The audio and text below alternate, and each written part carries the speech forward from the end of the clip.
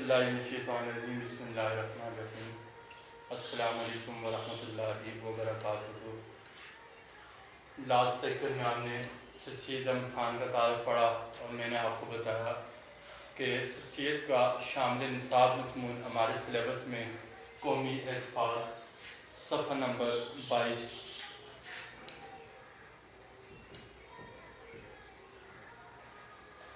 قومی اتفاق دیکھیں، لفظ پہ ہم نے سب سے پہلے غور کرنا ہے۔ اتفاق کہتے ہیں اتحاد کو، مضبوطی کو، جڑ جانے کو، جمع ہو جانے کو، اور جب پوری قوم آپس میں جڑ جائے، ایک مٹھی کی مانند بن جائے گی، آپس میں اتحاد پیدا ہو جائے گا، تو ہم دنیا کی ان ترقی یافتہ اقوام میں شمار ہوں گے جنہیں دنیا قدر کی نگاہ سے دیکھتی ہے۔ اگر ہم ان قوموں کا مشاہدہ کریں تو سب سے پہلی بات ہی ہمیں یہ سمجھ آتی ہے کہ ان قوموں کے اندر اتفاق پایا جاتا ہے، ان قوموں کے اندر اتحاد پایا جاتا ہے۔ وہ اپنے مفاد کے بجائے قومی مفاد کے اوپر ترجیح دیتے ہیں۔ وہ ملک قوم کی خدمت کے لیے اپنے آپ کو وقف کرتے ہیں، اور ہمارے ملک کا المیہ یہ ہے کہ ہم ملک و قوم کو قربان کرتے ہیں اپنی ذات کے لیے۔ ہم اپنے فائدے کے لیے پورے ملک کا مستقبل داؤ پہ لگا دیتے ہیں۔ پورے ملک کو تباہ و برباد اگر ہمیں کرنا پڑے اور اس سے ہماری ذات کو فائدہ ہو تو ہم بالکل بھی پیچھے نہیں ہٹتے۔ تو اس سبق کا مقصد و مدعا یہ ہے کہ ہمارے اندر اتفاق ہوگا تو ہم معاشرے میں اپنا بلند مقام پیدا کریں گے۔ جیسے اللہ تعالیٰ نے قرآن پاک کے اندر ارشاد فرمایا وَاعْتَصِمُوا بِحَبْلِ اللَّهِ جَمِيعًا وَلَا تَفَرَّقُوا۔ ترجمہ اس کا یہ ہے کہ اللہ تعالیٰ کی رسی کو مضبوطی سے تھام لو اور آپس میں تفرقہ نہ پھیلاؤ۔ اب رسی کو مضبوطی سے تھامنے کا مقصد یہ ہے کہ اسلام نے، اللہ نے، ہمارے نبی صلی اللہ علیہ وسلم نے زندگی کے یہ جو دستور، جو اصول، جو ضوابط واضح کر رکھے ہیں، ہم نے ان کے اوپر عمل کرنا ہے اور ان اصولوں کی پیروی کرنی ہے۔ اب ظاہر سی بات ہے، بحیثیت مسلمان میرے لیے بھی وہی قوانین لاگو ہیں جو دوسرے مسلمان کے لیے، جو تیسرے کے لیے، جو چوتھے کے لیے ہیں۔ اگر ہم سارے لوگ اس رسی کو، ان قوانین کو تھام لیں گے اور آپس میں تفرقات کے اندر نہیں پڑیں گے، یعنی اپنے اندر اتحاد پیدا کریں گے اور اس طرز کو اپنائیں گے جو ہمارے مذہب نے ہمیں دیا، تو ہم معاشرے میں ترقی کر سکتے ہیں۔ معاشرے میں اپنے ملک و قوم کو نہ صرف بلکہ اپنے مذہب کو بھی پوری دنیا کے اوپر پھیلا سکتے ہیں۔ مذہب کو پوری دنیا میں پھیلانے کے ساتھ ساتھ مذہب کے اوپر لوگوں کو چلنے کی ترغیب دے سکتے ہیں۔ تو اس کے لیے وہی صرف ایک بات کہ ہم نے سب سے پہلے اپنی اصلاح کرنی ہے، پوری قوم کی اصلاح کرنی ہے، اور ہماری قوم کی اصلاح ایک ہی صورت میں ممکن ہے کہ ہم قرآن تعلیمات کو پکڑیں۔ اسلام نے جو زندگی کے اصول بتائے ہیں ان اصولوں کو سمجھیں، اور ان اصولوں کے مطابق اگر ہم اپنی زندگی کو بسر کریں گے تو ہمارے لیے بھی کامیابی ہے، اور ہماری آئندہ آنے والی جو نسلیں ہیں وہ بھی کامیاب و کامران ہوں گی۔ تو اس سبق کے اندر ہم نے اتفاق کی جو مثالیں پڑھنی ہیں، اس سے انشاءاللہ ہم نے یہ سبق سیکھنا ہے کہ ہم نے آپس میں اتفاق و اتحاد کے ساتھ رہنا ہے۔ اگر ہم پوری قوم کو، پورے معاشرے کو اکٹھا نہیں کر سکتے، کم از کم اتنا تو ہمارے بس کے اندر ہے کہ ہم اپنے گھر والے 2 4 10 لوگ جو ہیں ان کو اکٹھا کر لیں، اپنے خاندان کو اکٹھا کر لیں، ان کے اندر اتفاق و اتحاد پیدا کر لیں۔ تو اتنا کم از کم ہم نے ضرور کرنا ہے۔ تو میں اس سبق کی ریڈنگ کے ساتھ ساتھ باقی وضاحت کرتا جاؤں گا تاکہ آپ کو سمجھنے میں مزید آسانی ہو، اور اس کی وضاحت طلب الفاظ بورڈ پہ لکھ کر ان کی وضاحت بھی کروں گا۔ تو صفحہ نمبر 22 پہ ہم آتے ہیں۔ قوم کا لفظ ایک ایسا لفظ ہے جس کے معنی پر کسی قدر غور کرنا لازم ہے۔ زمانہ دراز سے جس کی ابتدا تاریخی زمانے سے بھی بالاتر ہے، قوموں کا شمار کسی بزرگ کی نسل میں ہونے یا کسی ملک کا باشندہ ہونے سے ہوتا تھا۔ یعنی قوم کیسے بنتی ہے؟ فرد سے افراد، پھر افراد سے کنبہ، خاندان، قبیلہ، بڑھتے بڑھتے وہ ایک قوم بنتی ہے۔ اب اس کا تعلق کسی بزرگ سے ہوتا ہے، یعنی اگر شجرہ اٹھا کے دیکھا جائے تو وہ ایک ہی باپ کی اولاد ہے۔ جس طرح اب دیکھیں، اب تمام انسان حضرت آدم کی اولاد ہیں، لیکن آگے آگے ہم بڑھ چکے ہیں، مختلف مذاہب کے اندر بڑھ کے، مختلف قوموں میں بڑھ کے، پھر آگے بڑھ کے مختلف قبیلوں میں بڑھ کے، پھر اور آگے بڑھے تو مختلف خاندانوں میں بڑھ چکے ہیں۔ لیکن ہمارے بزرگ، ہمارے باپ صرف ایک ہیں، حضرت آدم علیہ السلام۔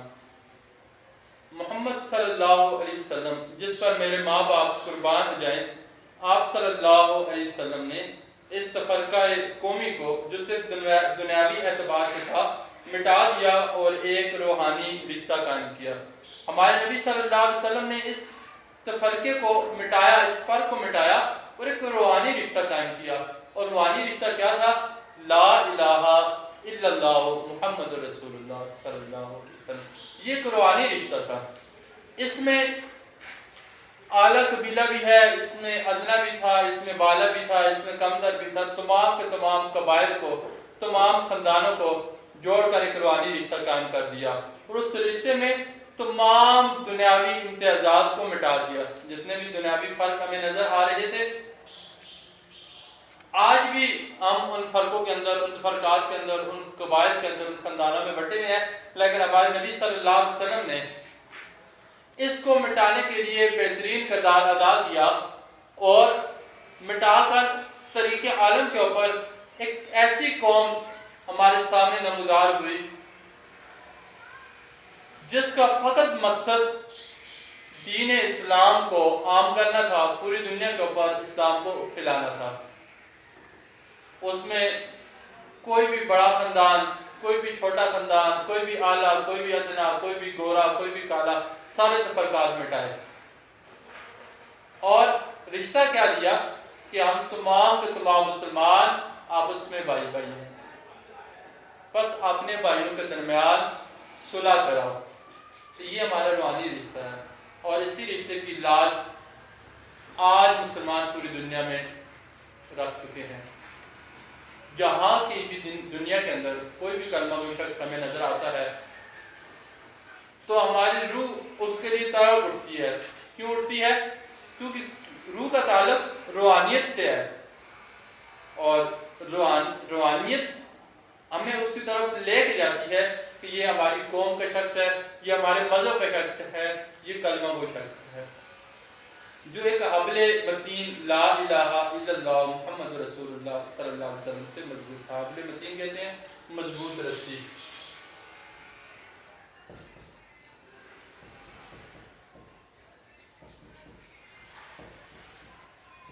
یعنی ہم نے اس رشتے کو تھام کے رکھنا ہے۔ تمام قومی سلسلے، تمام قومی رشتے سب کے سب اس روحانی رشتے کے سامنے نست و نابود ہو گئے، اور ایک نیا روحانی بلکہ خدائی قومی رشتہ قائم ہو گیا، نست و نابود ہو گئے، تباہ و برباد ہو گئے۔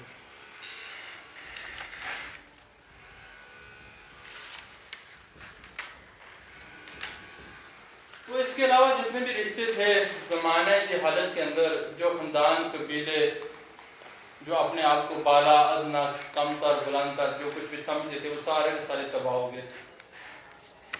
اسلام کسی سے نہیں پوچھتا کہ وہ ترک ہے یا تاجک، وہ افریقہ کا رہنے والا ہے یا عرب کا، وہ چین کا باشندہ ہے یا ماں چین کا، وہ پنجاب میں پیدا ہوا ہے یا ہندوستان میں، وہ کالے رنگ کا ہے یا گورے رنگ کا، بلکہ جس کسی نے بھی کلمہ توحید کو مستحکم کیا وہ ایک قوم ہو گیا، کیونکہ خدا نے خود فرمایا مستحکم، مضبوط کیا۔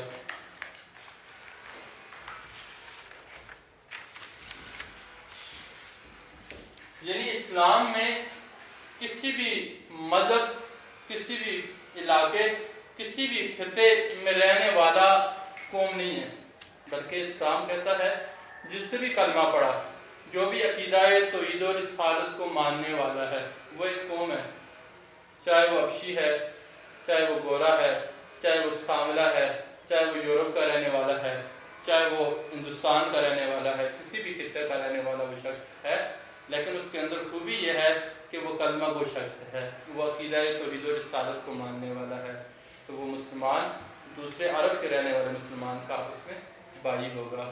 یہ روحانی رشتہ ہمیں دین اسلام نے دیا۔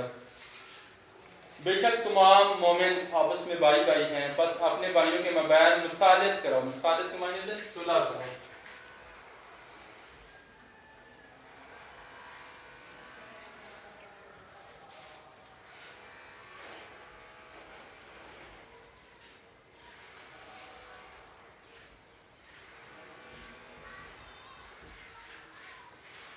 اور اللہ سے ڈرو تاکہ تم پر رحم کیا جائے۔ مجھے اس بات کے دیکھنے سے نہایت افسوس ہے کہ ہم سب آپس میں بھائی بھائی تو ہیں، مگر مثل برادران یوسف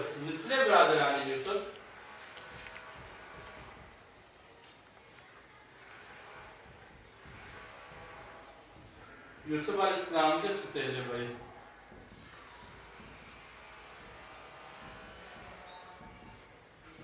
جو بظاہر تو بھائی نظر آتے ہیں، لیکن اسد دشمنی کی آگ میں اتنے جل رہے ہوتے ہیں کہ وہ ان کو نقصان پہنچانے کے لیے ہر حربہ استعمال کرتے ہیں، یہاں تک کہ حضرت یوسف علیہ السلام کو شکار کے بہانے لے کے جاتے ہیں اور کنویں میں پھینک دیتے ہیں، اور واپس آ کر اپنے باپ کو بتاتے ہیں کہ ہم تو شکار کے پاس انہیں بٹھا کے گئے ہیں، پیچھے سے بھیڑیا آیا اور ان کو کھا گیا۔ تو آج بھی ہم بظاہر ایک دوسرے کے ساتھ بڑے اچھے انداز سے ملتے ہیں، ہم بظاہر تو ایک دوسرے کو بھائی نظر آتے ہیں، لیکن ہمارے دلوں کے اندر ایک دوسرے کے لیے حقیقی محبت نہیں ہے، ہمارے دلوں میں ایک دوسرے کے لیے روحانیت نہیں ہے، ہم دلوں میں حسد پیدا کیے ہوئے ہیں، ایک دوسرے کے لیے بغض ہے، ہمارے دلوں کے اندر کینہ ہے، جلاپا ہے، ہم دوسروں کو نقصان پہنچا کر خوش ہونے کی کوشش کرتے ہیں۔ آپس میں دوستی، محبت، یکدلی اور یکجہتی بہت کم ہے، ہمارے آپس میں محبت نہیں ہے، اتحاد نہیں ہے، اتفاق نہیں ہے، ہم یکجا نہیں ہیں، ایک دوسرے کی خوشیوں کو دیکھ کر خوش نہیں ہوتے، بلکہ اگر کوئی خوش ہو جائے، کسی کو اللہ نے ترقی دے دی ہو تو اس کو نقصان پہنچانے کا ہر حربہ استعمال کرتے ہیں۔ حسد، بغض، عداوت ہر جگہ اثر پایا جاتا ہے۔ عداوت کہتے ہیں نفرت کو، دشمنی کو۔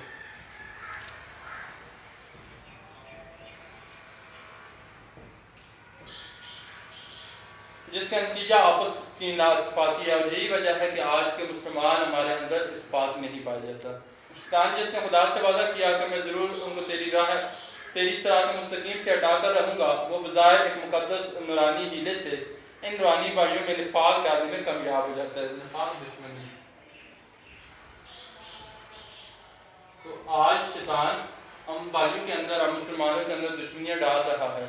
آج بآسانی ہم مسلمان ایک دوسرے کے گلے کاٹتے ہیں، اور جس طرح کہ ہمارے باپ حضرت آدم اس کے فریب کو خالص دوستی سمجھ کر دھوکے میں آ گئے، اسی طرح ہم بھی اس کے دھوکے میں آ جاتے ہیں، اور نفاق کو جو ہر حالت میں مردود ہے ایک مقدس لباس پہناتے ہیں، مردود دانتی۔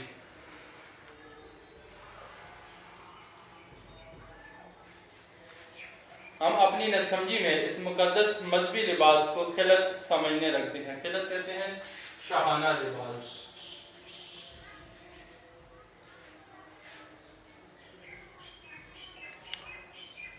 ایسا لباس جو بادشاہ پہنتے ہیں۔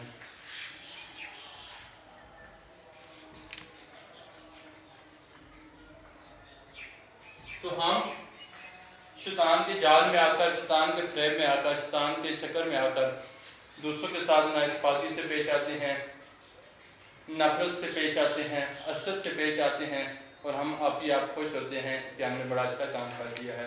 تو اگر ہم اس نااتفاقی کو، حسد کو، بغض کو، کینے کو اپنے اندر سے مٹا دیں تو ہمارے اندر اتفاق پیدا ہوگا، ہمارے اندر اتحاد پیدا ہوگا، ہم دوسروں کے لیے اپنے اندر قربانی کا جذبہ رکھیں گے، اور جب ہمارے اندر قربانی کا جذبہ ہوگا، دوسروں کے لیے ہم اپنی خواہشات کو قربان کریں گے، تو صحیح معنوں میں ہم مسلمان ہونے کا حق ادا کر رہے ہوں گے اور صحیح معنوں میں ہم اسلام کے اوپر چل رہے ہوں گے اور ہمارا ملک تبھی جا کے ترقی کرے گا۔ تو آج کے لیے اتنا ہی، انشاءاللہ کل نئے ٹاپک کے ساتھ دوبارہ آپ کی خدمت میں حاضر ہوں گا، تب تک کے لیے اجازت چاہوں گا۔ اللہ حافظ، السلام علیکم ورحمۃ اللہ وبرکاتہ۔